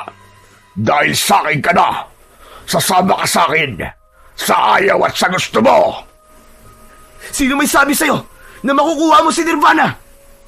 Walang maaaring humadlang sa isang berbaroka. Diyan ka nagkakamali, buteting laot ka. Dahil hindi ako papayag na makuha mo si Nirvana at isama sa iyong masamang mundo para gawing asawang alipin. Nababaliw na nga ang halimaw na yan. Isasama ako para lang asawahin at gawing alipin. Kapag ginusto ni Barakuda, yun ang dapat na mangyari. Kaya wala ka nang magagawa pa, Nirvana. Isasama na kita sa aking mundo. Biglang lumundag ang berbaroka na si Barakuda kay Nirvana. Pilit niyang kinukuha si Nirvana upang dalhin sa tubig. Subalit nanlalaban ang dalaga para hindi siya makuha ng aswang tubig na kasama namin. Hindi ko dapat hayaan na madala ng halimaw na yon ang tanging babaeng nagpaibig sa akin. Ipaglalaban ko siya kahit na ano pa ang mangyari sa akin, kahit nabuhay ko pa ang maging kapalit. Huwag kang mag-alala, Nirvana. Hindi kita pababayaan. Lumapit ako sa kinaroroonan ng dalawa at agad kong pinakawalan ang aking malakas na suntok. Tumama yon sa katawan ng Berbaroka. Kaya lamang, tila hindi man lang ito nasaktan. Hangal! Hindi mo ko kaya. Para ka lamang sumuntok sa pader. Totoo ang sinabi ni Barakuda. Para nga akong sumuntok sa pader dahil sa tigas at kapal ng balat sa kanyang katawan. Nasaktan ang aking kamay, pero hindi pwedeng wala akong gawin. Kailangang iligtas ko si Nirvana sa kamay ni Barakuda. Dahil hadlang ako sa plano ni Barakuda na makuha niya ang dalaga, kaya nang makalingat ako ay isang malakas na suntok ang pinakawalan nito na dumapo sa aking muka. Nakaramdam ako ng pagkahilo at nahirapang tumayo kagad. Naaninag ko na sapilitang hinila ni Barakuda si Nirvana hanggang sa mahulog sila sa tubig at ganap na tangayin ng ipo-ipo patungo sa ilalim ng dagat. Ipinilig-pilig ko ang aking ulo upang kahit paano ay mawala ang nararamdaman ko na hilo. Hindi maaari ito. Tinangay na ni Barakuda si Nirvana. Napaisip ako kung ano ang dapat kong gawin. Ilalim ng tubig yun, hindi ako makakahinga sa ilalim ng dagat. Ikamamatay ko yun panigurado. Maging si Nirvana, mapapahamak siya kapag hindi siya nakahinga. Bigla kong naalala ang suot kong kwintas na kabibe. Ang sabi sa akin ni Lola Aguida, ang kwintas na suot ko ang siyang maaaring tumulong sa akin. Malamang tutulungan ako ng kabibing ito upang makahinga ako sa tubig. Kaya maaari ko sundan si Barakuda. Bago pa ako magdesisyong tumalon din sa tubig, ay kinuha ko ang sibat na ibinigay sa akin ni Lolo Morocco. Naitabi ko yon sa gamit ko na nasa bangka. Kaya kinuha ko ang sibat. Alam kong magagamit ko yung sandata laban sa Berbaroka. Nang makuha ko ang sibat, ay hinawakan ko naman ang kabibing palawit sa suot kong kwintas. Idinikit ko yon sa aking bibig, kasabay ng usal bilang paghingi ng tulong. Buo ang tiwala ko sa kabibe na may taglay na mutya na hindi nito ako pababayaan, lalo na sa pagkakataon na yon. Saka pa lang ako tumalon sa tubig. Naroon pa rin ang ipo-ipo, kaya lumangoy ako patungo roon. Bigla kong hinigop nito pailalim ng tubig dagat. Kung saan man ako dadalhin ng umiikot na tubig ay hindi ko alam. Pero ang inaasahan ko ay dadalhin ako nun sa lugar na kinaroroonan ni Nirvana. Nang nasa ilalim na ako ng dagat ay tama nga ang aking inaasahan. Normal lang ang nararamdaman ko sa ilalim ng dagat. Nagagawa kong makahinga. Hanep, hindi ako nalulunod. Malaya ako nakakahinga sa tubig. Kitang-kita ko ang ganda sa ilalim nitong dagat. Ibang-iba ang mga isdang nakikita ko. Pero nasan dito si Barakuda at si Nirvana? Saan ko sila hanapin sa lugar na ito? Habang nasa ilalim ako ng dagat at hinahanap sina Nirvana at Barakuda, ay biglang pumasok sa isip ko sina Lola Aguida at Picoy. Tiyak na lubha na silang nag-aalala sa akin. Wala pang Kuya Waldo mo, Picoy. Oo nga po, Lola Aguide. Bakit kaya hindi pa siya dumarating? Diba sabi ko sa'yo, ay puntahan mo doon sa may dalampasigan. Doon sa daungan ng mga bangka galing sa isla. Lola, doon nga po ako galing eh. Kahit nga masama po ang katawan ko, nagpunta pa rin ako dun eh. Wala ba dun talaga, kuya mo? Wala nga po, pati nga po ang bangka niya, wala po dun eh. Anong sabi ng mga kasamahan niyang bangkero? May hinatid nga po raw na magandang babae si Kuya Waldo sa isla. Kaya lang, hindi pa daw po bumabalik. Pero dapat sa mga ganitong oras, ay nandito na siya sa bahay. Malamang nga po si Ate Nirvana po ang hinatid niya ron sa isla. Yung naikwento ko po sa inyo na magandang babae na minsan pong naisakay namin. Siguro po, nagbalik siya. Pero bakit nga ganon? Wala pa rin ang kuya mo hanggang ngayon. Hindi ko rin po alam, Lola. Ano ba naman yan? Kinakabahan na ako. Nag-aalala na ako para sa kanya. Lola, malaki na po si Kuya. Kaya alam na po nun ang gagawin niya. Sana nga, apo. Sana'y alam na alam niya ang kanyang dapat gawin.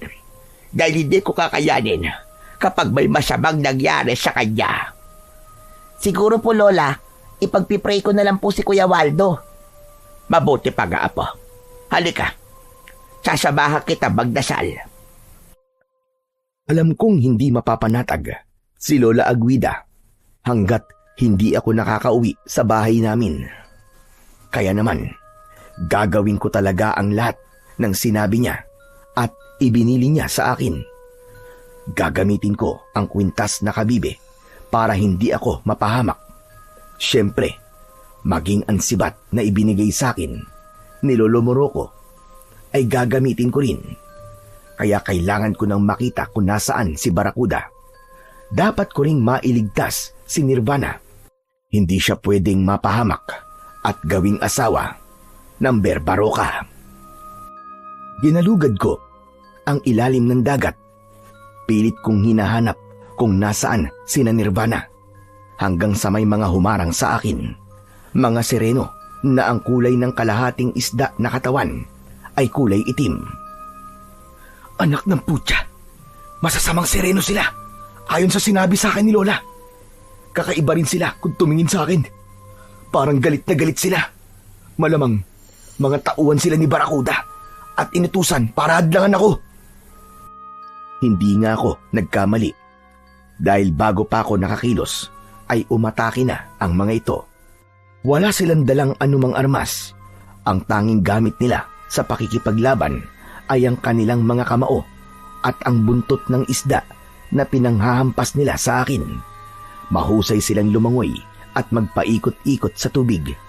Kaya ginaya ko na lamang sila ang magpasirko-sirko sa tubig habang nakikipaglaban. Pero lamang ako sa mga itim na sirenong nakasalubong ko dahil may taglay akong sibat. Kaya ito ang ginamit ko para harapin sila. Ibinaon ko sa kanilang katawan ng sibat na aking hawak. Nagkukulay pula ang tubig dagat dahil sa mga sugat na nakukuha nila mula sa akin sibat. Tila kumakampi pa sa akin ang ibang malalaking pating dahil ang mga sirenong nasusugatan ko ay hinahabol ng mga pating kapag naaamoy ng mga ito ang kanilang mga dugo. Kaya naman, nabawasan ang mga sirenong lumapit sa akin. Natakot na ang iba sa kanila dahil kapag sila'y nasusugatan ay hindi na ako ang kanilang makakalaban, kundi ang mga mababangis na pating na sumusugod sa kanila dahil naaamoy nga ng mga ito ang kanilang dugo. Hanggang dyan lang pala kayo eh! Mga duwag na sireno! Mga mababangis na pating lang pala ang katapat nyo. Tama lang sa inyo yan! Nagpatuloy ako sa paghahanap kina Nirvana at Barracuda hanggang sa matagpuan ko rin sila. Nasa lugar sila na tila kaharian sa ilalim ng dagat. Nakaupo sa isang upuang bato si Barracuda na para bang hari.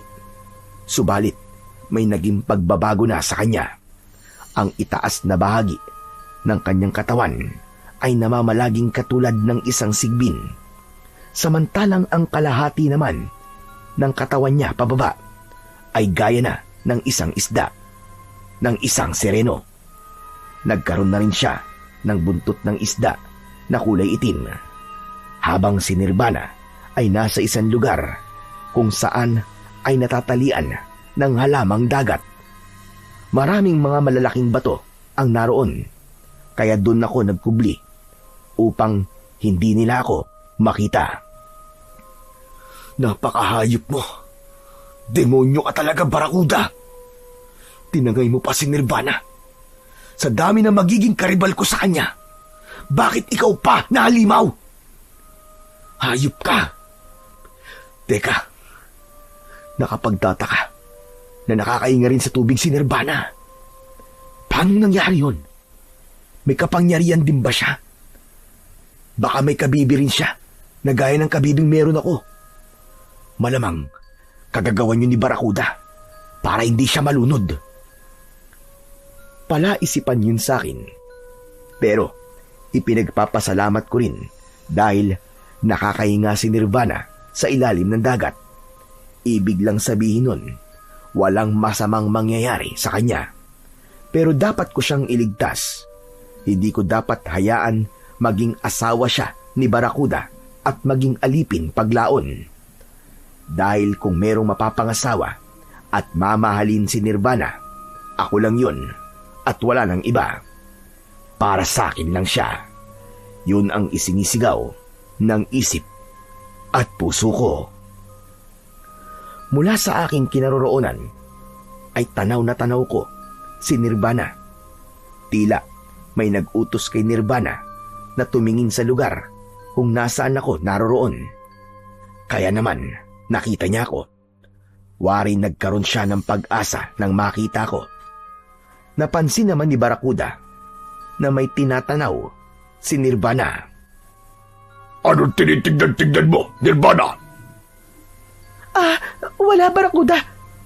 Wala akong tinitingnan. Nararamdaman kong may nakita ka na hindi ko nakita. Sino ba yun? Wala, sabi. At pakiusap ko sa'yo. Parang awa mo na, pakawalan mo na ako. Ibalik mo na ako sa bangka ni Waldo. Sige na naman. Maawa ka sa akin.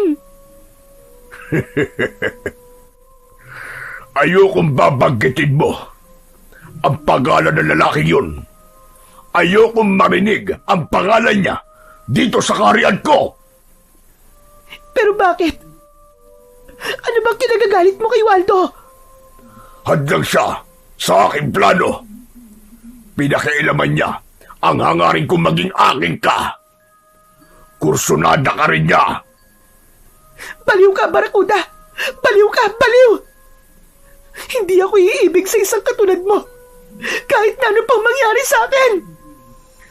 Ayaw mo bang maging reyna dito sa aking kaharian?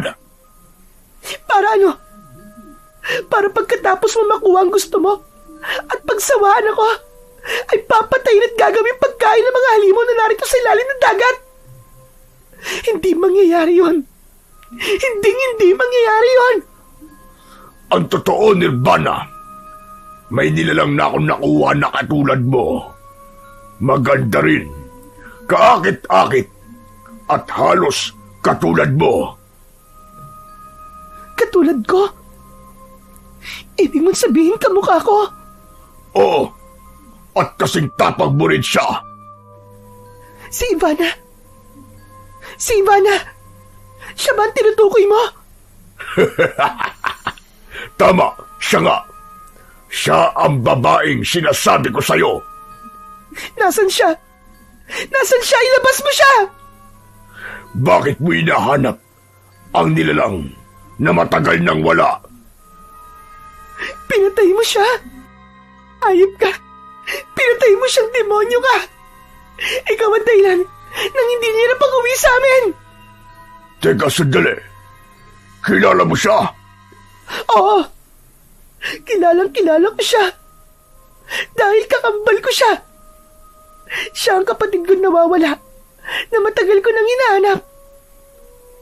Kaya ako nagpunta sa Isla Halina upang alamin ang tunay na nangyari sa kanya. Ngayon, alam ko na ang katotohanan tungkol sa kanya. Demonyo kang hayop ka. Ikaw pala ang dahilan, hayop ka! Ikaw ang pumatay sa kakambal ko! Tignan mo nga naman, kakambal ka pa na niya. Kaya pala kasing ganda mo siya. Iba ang pang-akit yung taglay dahil pareho niyong nakuha ang loob ko at paghanga ko. Kaya pareho ko kayong matitikman. Ulol ka ba? Anong sinasabi mo? Hindi ako papayag na ako naman na maging biktima mo. Dahil may paglalagyan ka, barakuda! Ang lakas ng loob mong sabihin yan. Wala pang nilalang na maaaring pumantay sa kapangyarihan ko. Kaya walang sino man ang maaaring tumapos sa akin. Yun ang akala mo. Kung ang sinasabi mo ay ang lalaking kasama mo sa bangka, kahangalan yun. Dahil hindi siya maaaring makarating dito sa aking daigdig. Hanggang ibabaw lang siya ng tubig. Dahil dun sa lupa ang kanyang mundo. Mamamatay siya sa pagkalunod kapag nagpunta siya rito. Mula sa aking kinaroroonan, ay nakagawa ko ng paraan upang makalapit sa kanila. Kaya, dinig na dinig ko ang kanilang naging pag-uusap. Doon ko rin naintindihan si Nirvana kung bakit siya ilang ulit na bumalik sa Isla Halina dahil nais niyang alamin ang tunay na nangyari sa kanyang kakambal. Hindi na pala ito nakabalik nang magtungo sa isla. Si Barakuda, siya ang may kagagawan. Naging biktima ng kasamaan ng Berbaroka ang kapatid o kakambal ni Nirvana. Gusto niyang maipaghiganti ito. Kaya ngayon, dalawa kami na magbibigay ng katarungan sa sinapit ng kapatid ni Nirvana. Tutulungan ko siya para makapaghiganti. Dahil ang mata ni Nirvana ay nakatuon sa akin, kaya naman sinundan ni Barakuda ng tingin yun. Kaya nakita rin niya ako. Ang hayop na yun! Nandito siya! Paano siya nakarating dito? Nagnitngit sa galit si Barakuda na biglang napatayo sa kanyang pagkakaupo. Samantalang nagmamadali naman akong humanap ng batong mapagkukublian. Narinig ko pa ang isinigaw nito. Mga kawal na sireno! Hanapin niyo ang nilalang na tagalupa! Dakpin siya at iharap sa akin! Bilisan niyo! Alam kong hindi ako malulunod sa tubig dahil sa mutya ng kabibe. Pero mahihirapan akong magtago. Hindi ko rin alam ang pasikot-sikot sa lugar na yon. Kaya naman, nakaramdam ako ng pagkataranta sa dapat kong gawin. Mahirap mapagtaguan at matakasan ang mga sireno na hahanap sa akin. Kaya wala akong magagawa kundi makipagsabayan sa kanila at harapin ang mga ito gamit ang sibat. Humanap ako ng mapagkukublian, subalit magiging pansamantala lamang yon. Ano kayang dapat kong gawin? Dahil tsak na makikita nila ako rito sa aking pinagtataguan. Kailangan makagawa ako ng paraan upang makalagan si Nirvana mula sa pagkakagapos nito. Dapat ko siyang maitakas, kundi magtatagumpay si Barakuda para gawing asawa at alipin siya. Ngayon lang ako nagmahal ng ganito. Kaya, hindi ako makakapayag na mapunta lang siya sa isang halimaw. Kaya kahit buhay ko ng pagkakataong yon, ay handa kong itaya para iligtas siya. Nag-iisip ako ng paraan kung paano makakalapit sa kinaroroonan ng babaeng natutunan ko ng mahalin. Hanggang sa may biglang lumapit sa akin na isang batang sereno. Lumalangoy siya papalapit sa akin. Tagalupa! Tagalupa, umalis ka na rito! Teka, sino ka? Ako si Bisugo, anak ng sirenong puti. Kailangan ka nang umalis dito. Maraming itim na sirenong humanap sa'yo. Papatayin ka nila dahil sa utos yun ni Barakuda. Hindi ako maaaring umalis dito na hindi ko kasama ang kaibigan ko. Anong sabi mo? May kaibigan ka rito? Oo, batang sereno. Isang magandang babaeng naroon kay Barakuda. Kailangang isama ko siya sa aking pag-alis. Masama si Barakuda. Demonyo siya. Oo, tama ka. Talagang masama siyang nilalang. Gusto nga naming mawala na siya, pero makapangyarihan siya. Ginagawa niyang alipin kaming mga puting sireno at sirena. Palibasa, may laing aswang siya, kaya ubod ng sama. Kaya naman, gusto ko na rin tapusin ang ginagawa niyang pagpapahirap sa inyo. Tutulungan mo kami, Tagalupa. Huwag ka mag-alala. Gagawa ko ng paraan para makalaga ng kaibigan mo. Makakalapit ako sa kanya. Talaga, Batang Sireno? Magagawa mo yun? Oo, Tagalupa. Sige, maghintay ka lang at lalapit ako sa kanya. Nang makaalis na ang mabait na Batang Sireno na lumapit sa akin, saka namang pagdating ng mga kawal na sirenong itim at umatake sa akin. Sa pamamagitan ng taglay kong mutya ng kabibe at ng armas na sibat, hinarap ko ang mga masasamang nilalang. Naging madali para sa akin na talunin ang mga sirenong itim. Kaya nagkaroon na ako ng pagkakataon upang puntahan si Nirvana. Nakita kong nakalapit na sa kanya si Bisugo at nagawa nitong kalagan sa pagkakatali. Natutulog si Barakuda ng mga sandaling yon, kaya malayang nakalapit ang Batang Sireno. Subalit nang papatakas na sila, ay saka ito nagising. Anong ginagawa mo, paslit na sireno? Sino ka? Para kalagaan ang babaeng yan? Sino nag-utos sa'yo? Wala po, Barakuda. Anong wala ang sinasabi mo? Siguro, inutusan ka ng lalaking kaibigan ni Nirvana, no? Wala siyang alam, Barakuda. Sadyang mabait lang ang Batang Sireno at gusto niya akong tulungan. Hindi ko gusto ang kanyang ginawa. Ginalit niya ako. Kaya dapat siyang parusahan. Gamit ni Barakuda ang kanyang buntot at ipinalo yun sa Batang Sireno. Sa lakas ng pagkakapalo ay tumalsik ito at tumama sa malaking bato. Agad naman siyang tinulungan ni Nirvana. Hindi muna ako lumapit. Naghintay ako ng susunod na mangyayari. Saksakan ka talaga ng sama. Talagang halimaw ka. Wala akong pakialam kahit ano pa sabihin mo. Pero isa lang ang natitiyak ko. Hindi ka makakaalis dito dahil matutulad ka sa iyong kakambal. Dahil akin ka lang. Akin ka lang! Maya-maya pa, biglang sumugod si Barakuda kay Nirvana. Niyakap niya ito at hinalikan. Diring-diri naman ang dalaga sa ginawa ng halimaw. Samantalang walang magawa ang Batang Sireno kundi ang umiyak sa isang tabi dahil nasaktan ito. Hindi ko na kayang palagpasin pa ang nakikita kong yon, kaya lumantad na ako mula sa aking pinagkukublian at sinugod si Barakuda. Walang yaang butete ka! Ako ang harapin mo! Hindi mo na nirespeto si Nirvana! Nagpakita ka rin! Ang lakas ng loob mo sumugod! Ano bang kaya mong gawin? Wala ka na ron! Bakit ko sasabihin sa'yo? Isang nilalang na taga-ibabaw ng lupa ang gustong tumapos sa akin. Oo, at mangyayari talaga yon. Isang kahangalan. Nagsasayang ka lang ng panahon mo. Walang maaaring tumapos sa isang berbaroka. Yun ang akala mo! Mga alagad ko, Sireno, nasan kayo? Magsilapit kayo dito at bigyan ng leksyon ang lalaking taga-ibabaw ng lupa. Walang tutulong sa'yo, Barakuda, dahil takot na sila. Ikaw? Kinatatakutan nila? Nagpapatawa ka ba? Hindi. Gusto mo ba talaga subukan ng kakayahan ko? Bago pa ako nakakilos, ay nagpaikot-ikot sa tubig ang berbaroka. Gamit ang kanyang buntot, ay paulit-ulit niyang ipinalo yun sa akin. Subalit, nagawa kong iwasan.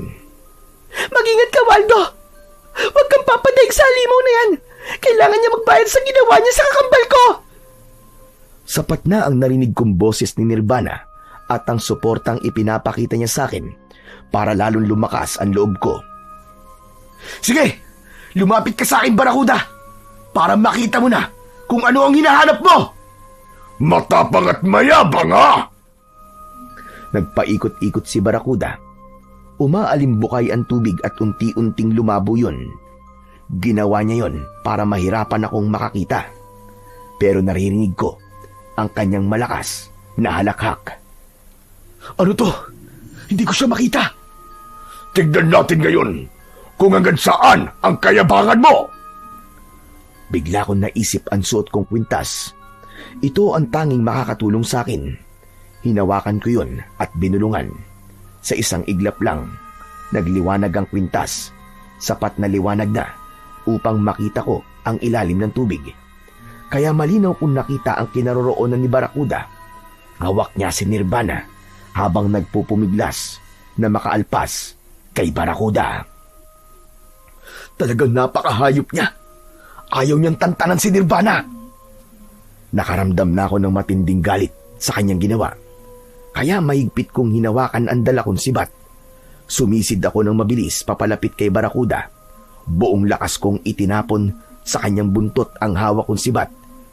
Sabay hila ko dito. Kaya nagdulot yun ng malaking sugat. Walang hiya ka! Sinugatan mo ko! Puro ka lang palayabang eh. Duwag ka naman pala sa sugat. Tagalupa! Sige pa! Sugatan mo pa siya! Damihan mo pa ang kanyang sugat! Narinig ko ang sigaw na yun ni Bisugo. Naisip ko na may dahilan kung bakit ganun ang sigaw ng batang Sereno. Kaya sinunod ko siya. Dahil ininda ni Barracuda ang sugat na likha ng aking sibat, kaya muli akong sumugod sa kanya. Subalit lumaban siya ng sabayan, gamit ang kanyang matutulis na pangil at mga kuko sa kamay. Inatake niya rin ako. Ganap na kaming nagpambuno. Nagpaikot-ikot kami sa tubig. Nagagawa rin niya akong sugatan, subalit mas marami akong nalikang sugat sa kanya. Dahil paulit-ulit kong naitutusok sa katawan niya ang hawak kong sibat habang nagpapambuno kami. Nagdulot yun ng maraming sugat. Maraming dugo ang lumabas sa katawan niya. Nang humalo ang dugo ni Barracuda sa tubig, ay nagmamadali kaming nilapitan ni Bisugo. Tagalupa! Umalis na kayo rito! Bilisan nyo! Isama mo na ang kaibigan mo! Pero, paano ka, Bisugo? Huwag niyo na akong alalahanin. Madali ako makakapagtago kapag dumating sila. Teka! Sino ba ang darating? Ang mababangis na tigring pating. Tiyak, naamoy na nila ang kumalat na dugo ni Barracuda. Kaya wala na siyang kawala ngayon. Sige na, iwan niyo na ako. Ako na ang bahala sa sarili ko. Wala mangyayaring masama sa akin. Sige na, umalis na kayo. Tinunod namin ang sinabi ng batang Sereno. Hinawakan ko ang kamay ni Nirvana at nagmamadali na kaming lumayo ng lugar na yon. Habang papalayo kami, ay may nakita kaming grupo ng mga malalaking isda. Mga pating! Sila yung tigring pating na sinasabi ng batang Sereno. Patungo sila sa pinanggalingan natin. Tama si Bisugo. Ang mga pating na yan ang tatapos kay Barracuda. Marahil hindi sakop ng kanyang kapangyarihan ang mga tigring pating. Ganun na nga.